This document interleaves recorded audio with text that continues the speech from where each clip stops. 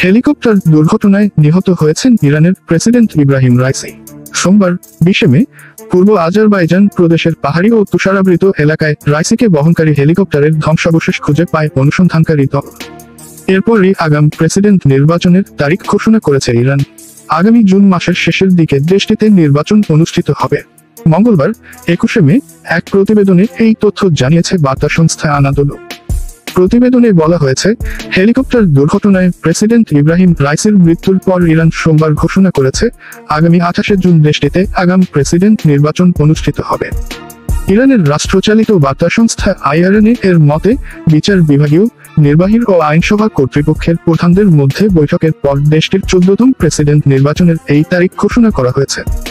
রিপোর্টে বলা হয়েছে, আগামী 30 মে প্রার্থীদের নিবন্ধন শুরু হবে এবং আগামী 12 জুন থেকে 27 জুন পর্যন্ত প্রার্থীরা প্রচারণা চালাতে পারবেন।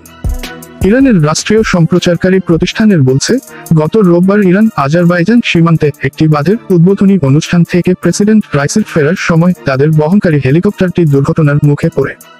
পরে সোমবার সকালে পূর্ব আজারবাইজান প্রদেশের পাহাড়ি ও তুষারাবৃত এলাকায় হেলিকপ্টারের ধ্বংসাবশেষ খুঁজে পায় অনুসন্ধানকারী দল।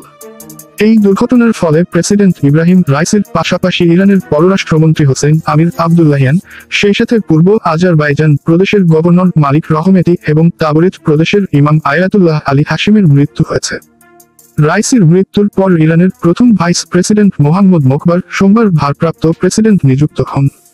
ইরানের নতুন অন্তর্বর্তী প্রেসিডেন্ট হিসেবে বর্তমান ভাইস প্রেসিডেন্ট মোহাম্মদ মোকবেরের নাম ঘোষণা করেছেন দেশটির সর্বোচ্চ আধ্যাত্মিক নেতা আয়াতুল্লাহ আলী খামেনি। সেই সঙ্গে প্রেসিডেন্ট ইব্রাহিম রাইসির নিহতের ঘটনায় 5 দিনের রাষ্ট্রীয় শোক জারি করেছেন তিনি। ইরানের সংবিধান অনুযায়ী প্রেসিডেন্টের অনুপস্থিতি বা অবর্তমানে দেশটির অন্তর্বর্তী প্রেসিডেন্টের দায়িত্বে আসেন ভাইস প্রেসিডেন্ট। রোববার 19 মে হেলিকপ্টার দুর্ঘটনায় প্রেসিডেন্ট ইব্রাহিম রাইসি নিহত হওয়ার পর সংবিধান অনুযায়ী তাই দেশটির অন্তর্বর্তীকালীন প্রেসিডেন্ট হচ্ছেন রাইসির নেতৃত্বাধীন সরকারের ভাইস প্রেসিডেন্ট মোহাম্মদ মোকবের। সাংবিধানিক বিধি অনুসারে এখন ইরানে 3 সদস্যের একটি কাউন্সিল গঠন করা হবে। সেই কাউন্সিলের প্রধান হবেন মোহাম্মদ মোকবের। কাউন্সিলের অন্য 2 সদস্য হলেন ইরানের পার্লামেন্টের স্পিকার এবং বিচার বিভাগের প্রধান।